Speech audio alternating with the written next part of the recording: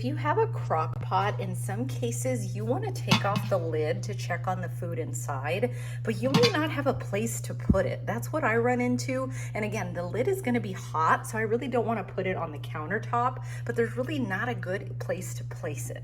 So I was actually sent something for review, so excited to show you what that is. This product was actually sent to me for review, and again, really excited to get my hands on it. I've never had anything to where I could put the lid of the crock pot, so I think this is going to work really well. It seems super simple, but I'm excited to take it out and see what it looks like. So this is it. So again, super simple, but it just allows you to be able to set the lid in here. So that way, again, you're not putting it on the countertop.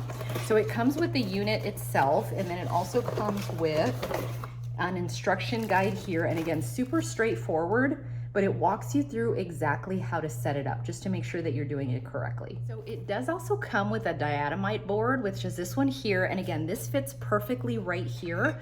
So this is gonna help just to make sure that, again, the heat of this is not gonna mess up the metal on this either. So you have something that will help absorb the heat.